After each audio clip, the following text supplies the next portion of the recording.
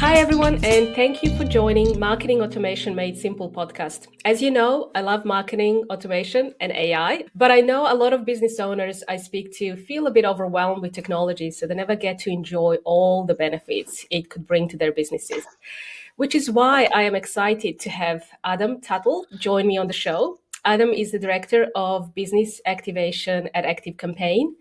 As you know, I am a fan of ActiveCampaign because it is such a versatile and I think the most agile platform there is in the marketplace. It truly is designed to help small teams power big business. Adam is a CRM enthusiast, marketing automation implementer, and e-commerce marketing aficionado. Welcome to the show, Adam. Thank you so much for having me.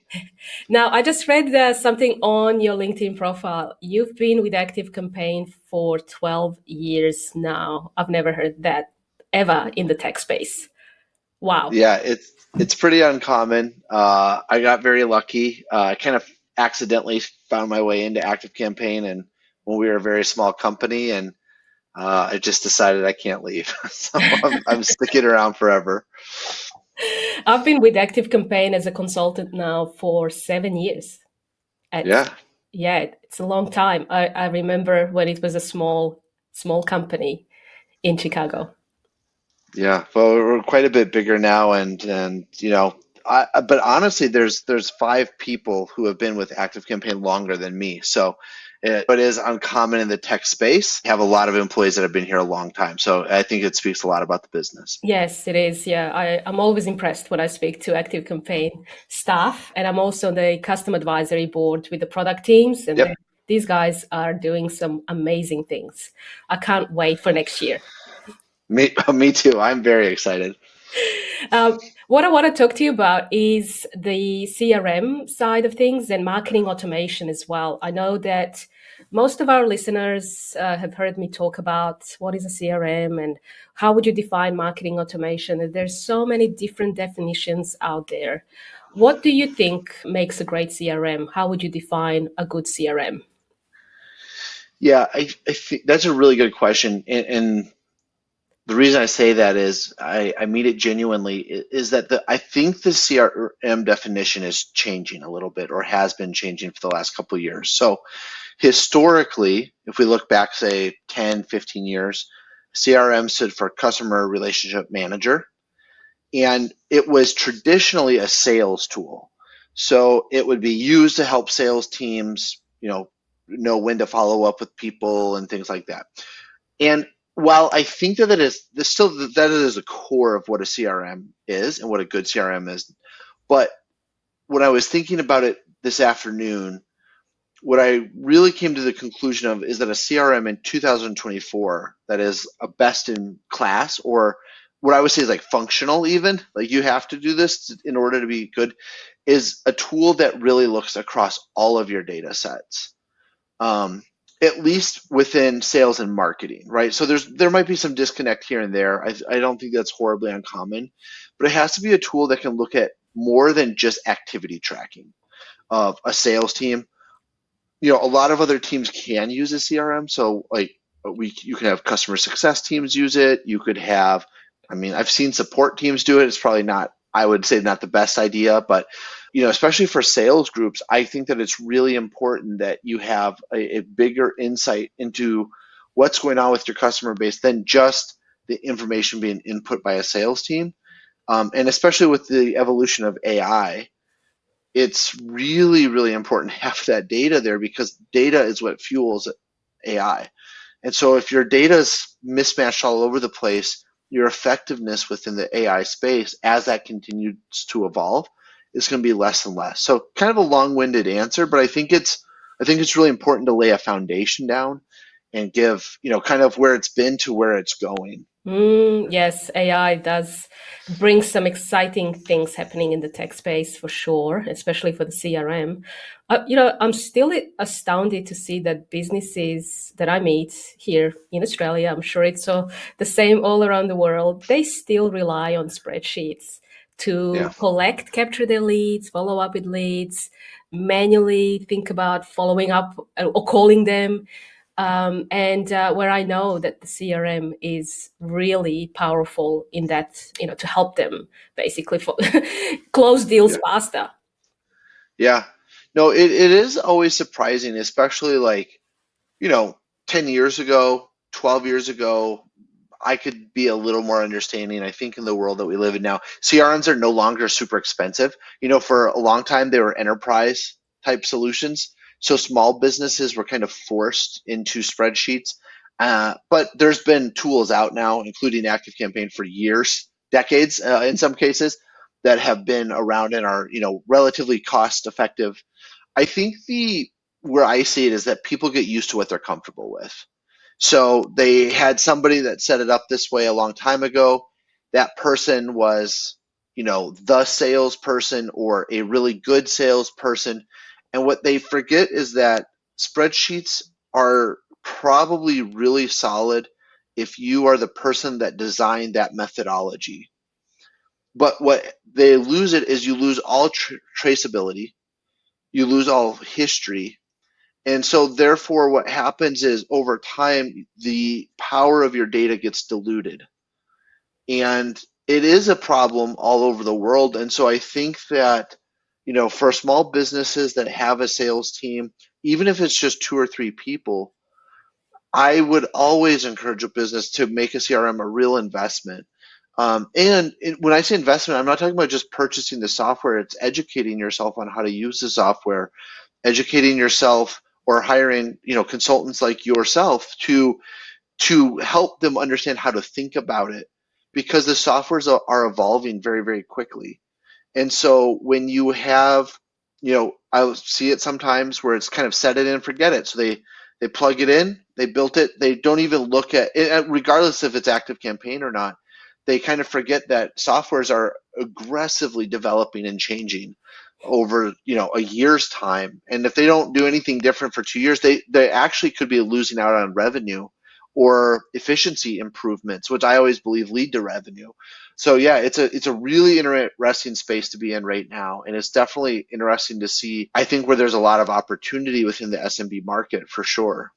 I think so too. Even with AI being, you would think, mainstream now, a lot of businesses do feel overwhelmed and kind of scared to use AI. And I know that with some of our clients, we've been able to utilize ActiveCampaign CRM not just as a sales tracking tool, but as their travel tracking, as their course tracking, as another object that they can collect Yes. and capture a data set. And then with AI, you can plug in all these different apps into ActiveCampaign, and you can do some like serious stuff with CRM in saving time, efficiency, like you said, but collecting the data. And I think that is the future. That's the currency that all businesses will need to depend on sooner rather than later. Yeah, I actually was talking with one of our team members that does a lot of automation work on the marketing side of ActiveCampaign, and we were just having a discussion a couple of weeks ago, and I suspect, and this is just my personal hypothesis, but I suspect within the next 5 years we're going to see a really big shift in the technology space where consultants like yourself or even internal hires that maybe were like admins for CRMs and things like that, what they were doing, or excuse me, analysts on CRM. So they were taking the data and trying to analyze it and trying to say, hey, based on this information, we think we should do X, Y, Z as a business. I think AI will begin to replace all of that. And what it will come down to is a role of saying, here are the data points that we have to feed the AI machine with. Here's the ones that we need to get rid of because they're diluting our data or they're making it not as powerful. And I think the role changes in creation is going to be, instead of having people trying to interpret the data, you're going to have people telling what data is used and being real time on getting rid of things that aren't valuable and making sure that the data is as accurate as humanly possible. Obviously, using machines would probably help with that process, but I think that there's going to be new markets of jobs, which is really exciting. Yeah, I think so too. I'm really excited about it. I embrace it, especially the things that, as consultants or as users of a platform, you do tend to do things repetitively to either, analyze or to review things or to create things. And if AI can assist with that, then you can focus on more strategic level thinking and apply more of the use cases and get better results with the CRM. What do you Yeah. think the marketing automation? So I've been in this space less than you, but what have you seen over time with marketing automation and now with AI coming in place? Yeah. I did a presentation this past June at a conference over in Newcastle, England, and the kind of topic was like personalization. And you and I have been around long enough, right? Personalization for years has been really just the idea of like inserting someone's name into an email, or maybe inserting, data that you've collected in your CRM into the email and things like that. But that's kind of where it stopped. I think, again, going back to what we've kind of said, but I think that where it will go is personalization will take a change, I suspect, of instead of you kind of have like with automations today, even again in ActiveCampaign, we kind of go on the model of we can ask some questions, we can send people down specific paths based on the answers to those questions. I would not be surprised if in like 5 years, so looking down the road quite a ways, right? In 5 years, it almost becomes more of a build your own adventure where the customer is treated completely dynamically within the automation journey. And it's not even just like sending emails and the words within the emails, but it could be this person responds to a WhatsApp message. We're going to send them a message that has this type of wording in it at 10:57 p.m. because that's when they're always reading their WhatsApp messages. Whereas this customer is going to get a letter in the mail, and then we're going to send an email as a follow-up, and we're going to create a unique experience on the website next time they visit it. I think it will really change I think what we mean within personalization, within marketing automation is going to completely change. We're seeing that already, and I'm sure you've seen this within ActiveCampaign, but on a company level, right? So for our customers, one of the things that we realized was that people had a bad experience when trying to create their first couple of campaigns. So they had to bring in their logos, they had to change their colors. It was incredibly time consuming. And now we have a thing where it goes out, you just put in your domain, it goes, grabs all of your logos, it grabs your mission statements, it grabs all of the things, and it puts it into email templates for you, saving tens and tens of hours of work. It's personalizing our customers' experience. I think you're going to have similar things within the marketing automation space where it says, Jovana just purchased this on our e-commerce store. Here's all the pages that she's ever visited. Here's all the things that she's looked at for more than a minute. And we're going to create a completely personalized offering for Jovana. And we're going to remind her every month to purchase, where for Adam, we're going to remind him every 2 weeks because he seems to be a little more, trigger happy on the good deals, right? And I think that it's all a little bit of speculation at this point, but I just can't imagine what the world of how much it's improved in 2 years, and seeing all the industry changes that have happened in just a couple of years. I can't imagine if we're 2 to 4 years down the road, it's not pushing into that direction very heavily. Yeah, I agree with you. I've seen that. I think Salesforce just published recently, or this was the last month, their investment into agentic AI, and Yeah. all of these big tech companies are going towards investing in that type of assisting AI assist or humanizing the whole experience of using the technology and having AI help you. I know that over the last 10 years, talking about personalization, segmentation, it's always been something that we had to educate the small business customer or a user of a platform why the importance of segmentation. But essentially, what you're saying is that AI will start to basically preemptively identify those triggers and Yep. actions of behaviors that are happening with your customers and give you indication of what to do next, rather than Yeah. you thinking about hard, what is the segment I really need to target? How do I, make the most out of that product offering, or what type of campaign shall I be running? Those Yeah. questions will be answered by AI in your platform. Yeah. And I think to your point, it will begin to suggest it. The interesting piece to me will be to see how does that dilute marketing in some ways. I've said dilute like 10 times now, I'm realizing, but what I mean by that is if this becomes table stakes for even small businesses, right? These are no longer like enterprise solutions. These are, a small business can go in and even using what we call fairly basic AI tools like ChatGPT, you can make yourself many, many times more efficient, right? Like it's so simple. And so if everybody has access to that, does the personalization almost feel less special at some point? And then what will be the next market to come in on top of that? I always think about that piece because I was talking with someone, I think that like if you look at say data enrichment, you know, 5 years ago when you and I used to hang out in Australia uh, enrichment was kind of newish still. Like it was is there, but again, it was enterprise. It was now pushing down into the small business. So tools like Zoom Info or Apollo or any of the myriad of different tools out there. Well, nowadays it's affordable for almost any business to have. So it's the data is no longer special because everybody has the same data. And most of those tools are getting the data from the same places. Some have built their own databases, but a lot of them enrich out of a myriad of different sources and then pull it into their place and kind of consolidate it for you. So that market itself has kind of gotten more commoditized, so it's data is a commodity, but yeah, but everyone can get it now. And I'm wondering if the same thing's going to happen with like personalization and marketing, and then how we're going to have to adapt as an industry really, to better meet customers' needs and create a great customer experience. Yeah, I agree with you. I hear you. I was listening to somebody talk about, the future, especially in the information age, information marketing.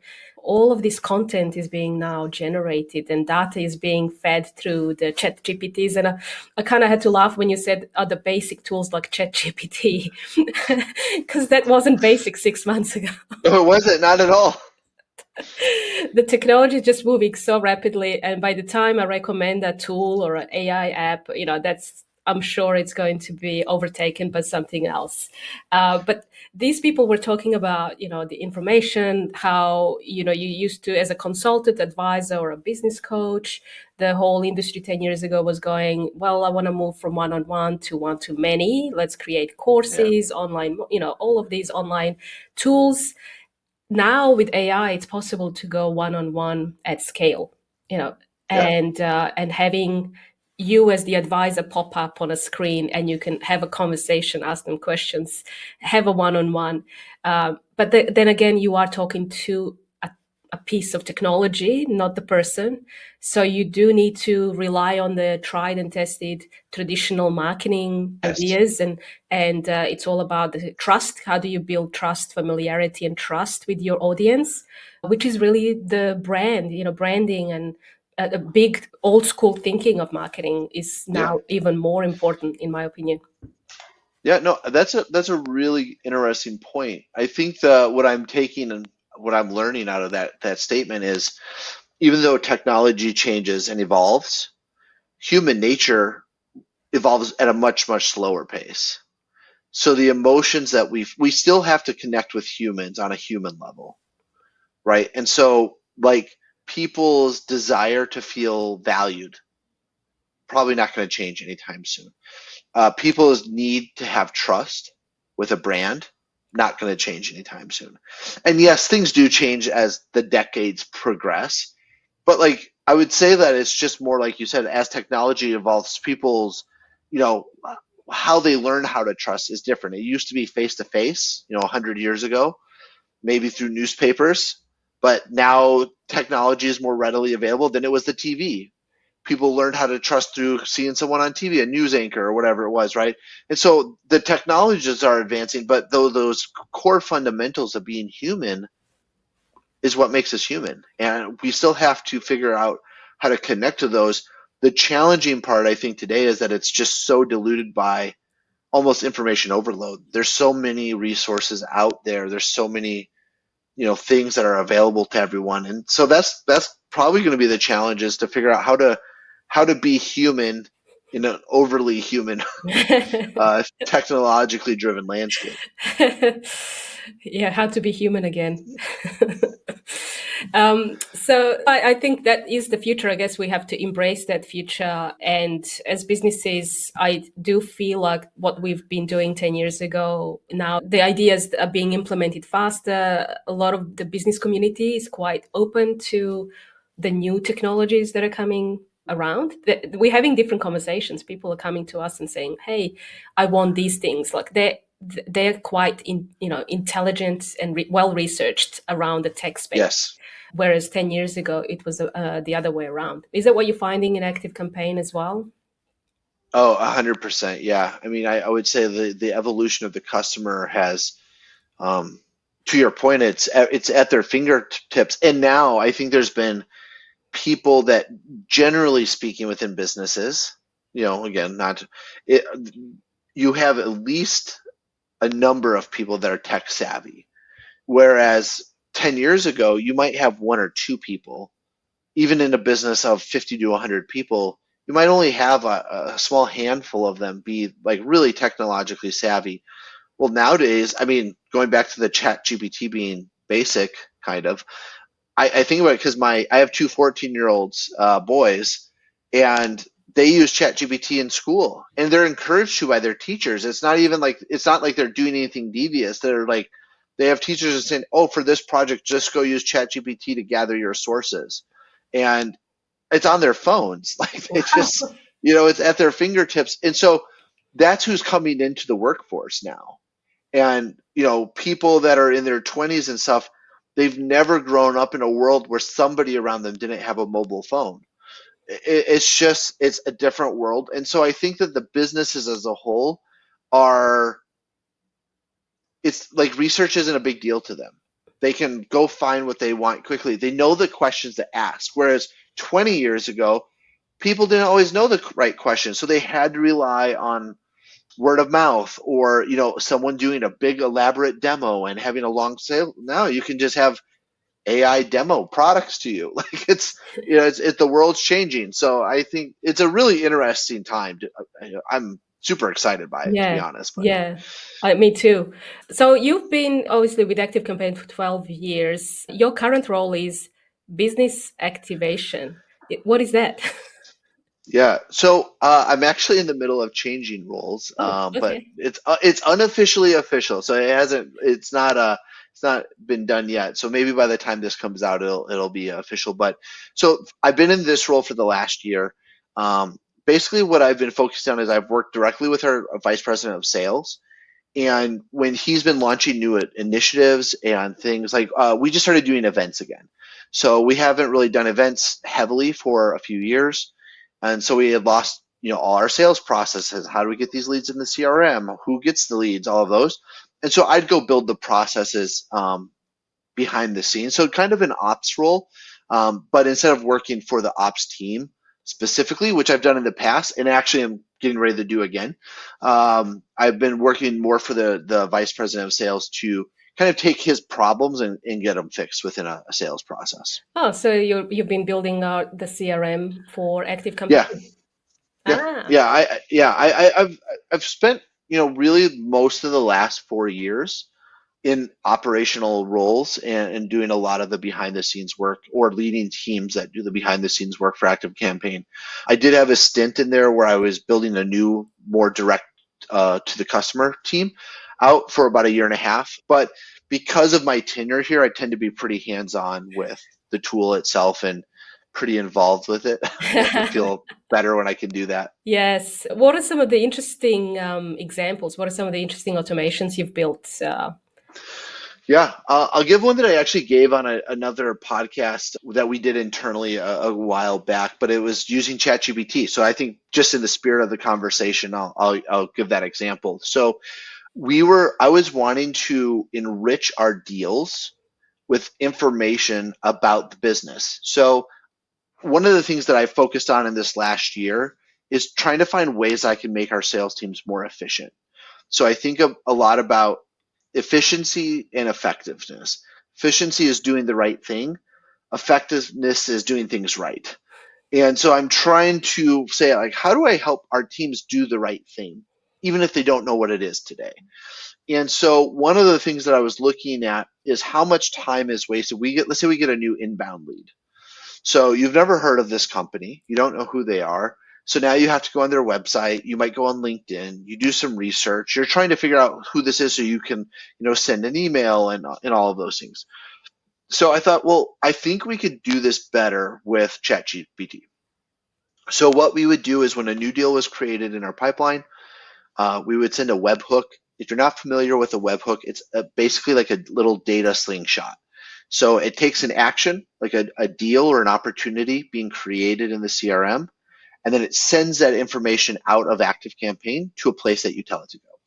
And so we send that webhook to a service called Zapier, which is an integration tool, as you know. So we send it to Zapier.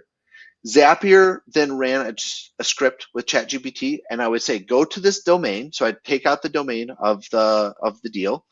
I would say, go find me what services they provide their customers, put that in bullet points, highlight, create me a summary of what the business does and how long it's been around and everything like that, and pull in the last 5 blog articles or news articles that you can find about the business. And so it would run that about the domain, and then it would pull it back into ActiveCampaign on the deal record. And so that was a really cool way Yeah. to use marketing automation. And then based on that, if you wanted to go farther, we chose not to because of some other enrichment work we're doing. We needed to tie it into the bigger picture. But what you can do with that type of thing is you could actually start parsing out some of the data. So you could, now personalize your emails that you send to this person automatically through ActiveCampaign. You could send them out and say, hey, Jovana, I see that you run this amazing agency, Bumper Leads, that you've been the owner for a number of years, and you could just start dropping in all these tidbits that you find about it. There are challenges with this stuff. One thing that I would say is anyone's like, oh my gosh, I want to do that. Test it, test it, test it, test it, and then test it some more before you just push anything live, because we ran into an issue where because we are on a corporate account for ChatGPT, we would run into limits for how much we could use in a month, how many tokens we could use. We didn't realize that. So that was a good lesson to learn. We were able to correct that.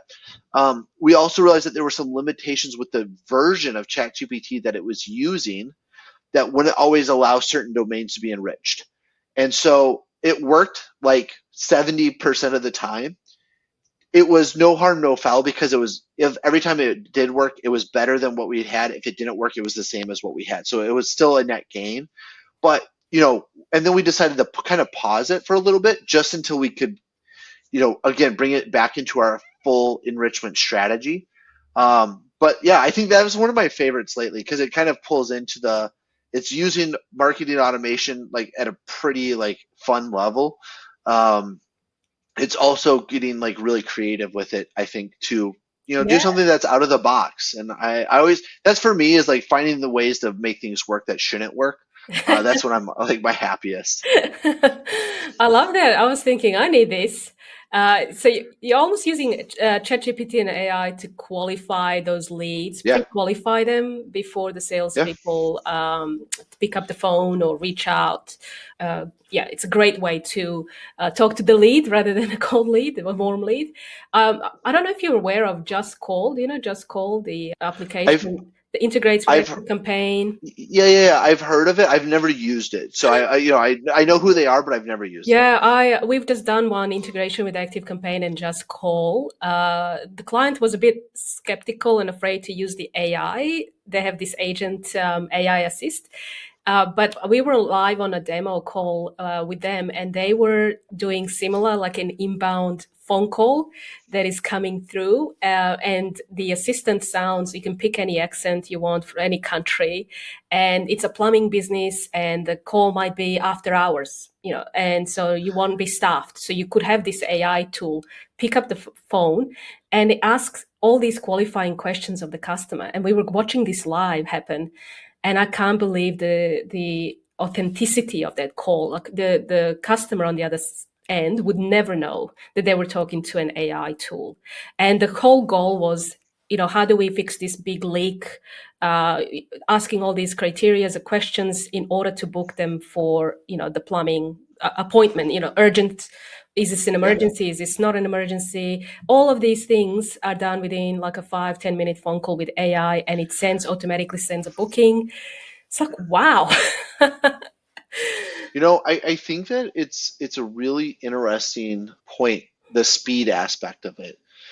Just to give your listeners another like really practical automation that we did recently that was very successful.